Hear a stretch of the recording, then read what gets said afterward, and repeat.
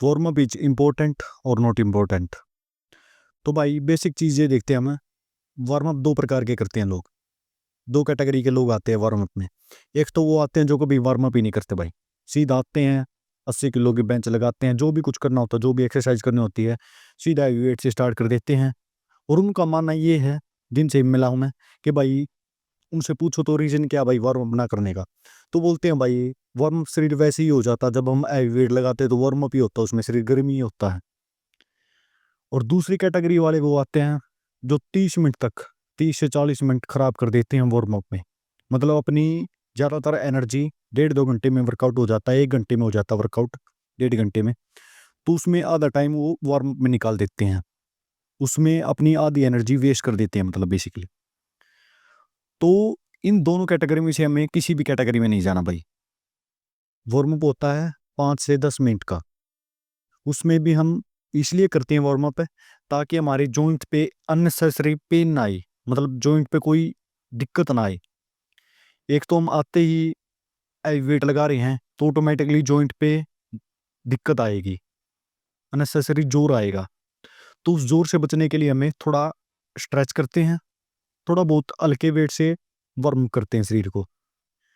और वार्म क्या क्या होता है बेसिकली, वार्म अप का फंडा क्या होता है? वार्म अप होता है भाई कि हमारे शरीर पे एकदम लोड ना पड़े, हमारी हार्ट बीट एकदम तेज ना हो जाए, इसलिए हम थोड़ा थोड़ा पहले साइकिल चलाते हैं या कोई हल्की फुल्की रनिंग करते हैं, ताकि हमारी हार्ट बीट ठीक हो सके, कि हम वेट पे लगाते हैं तो ज़्यादा जोर ना आए शरीर पे।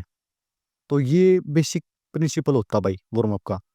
और वार्म अप में लोग देखता हूँ मैं लगे रहते हैं, नई नई यूट्यूब पे वीडियो देखेंगे वार्म अप की, अभी ये स्ट्रेच कर रहे हैं, अभी वो स्ट्रेच कर रहे हैं, लगानी लेग की है, अपर बॉडी सारी स्ट्रेच कर रहे हैं। तो पहले तो तुम एक्सरसाइज देखो कौन सी करने वाले हो।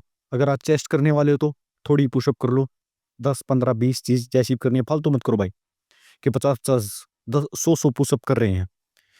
वहीं तुम्हारी मसल फटीक हो जाएगी भाई, फिर तुम बेंच पे नहीं दिखा पाओगे अपना जोर, बढ़िया तरीके से तुम अपनी चेस्ट को ट्रेन नहीं कर पाओगे। बैक वाले दिन पुलअप होता भाई, पुलअप करनी है थोड़ी बहुत वार्म अप में। हल्के वेट से अगर तुम ये नहीं कर सकते, पुशअप पुलअप नहीं कर सकते, जो भी तुम एक्सरसाइज करते हो, जो भी मशीन करते हो, उससे में कम वेट 10 20 किलो ले लो, 10 20 किलो से 1 2 सेट लो, उससे तुम्हारी वो बॉडी वार्म अप हो जाएगी। उसमें ना तो तुम्हारा ज़्यादा टाइम वेस्ट होगा और ना तुम्हारी एनर्जी वेस्ट होगी। तो थोड़ी वेट से स्टार्ट करो वार्म अप, अपना वार्म अप किया 2 3 सेट, और स्टार्ट करो अपनी एक्सरसाइज। फालतू टाइम वेस्ट मत करो वार्म अप पे। और ऐसा भी नहीं करो कि भाई जाते ही वेट लगा रहे हैं, इससे तुम्हारी दिक्कत आ सकती है आगे जाके भाई। यार मक्खी भी है तो दिक्कत आ सकती है। तो अपना सही तरीके से वार्म करो। वार्म अप इम्पोर्टेंट भी है, लेकिन इतना नहीं है कि भाई जितना टाइम दे देते हो, और इतना भी कम इम्पोर्टेंट नहीं है कि तुम टाइम ही ना दो।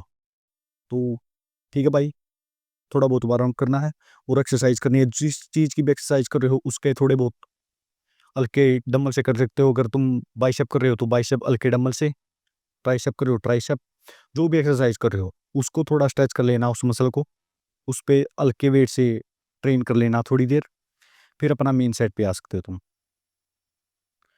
तो यही थी भाई आज की वीडियो। वीडियो अच्छी लगे तो चैनल को सब्सक्राइब करो, ना लगे तो तुम्हें पता ही है डिसलाइक करो, और मिलते हैं अगली वीडियो में।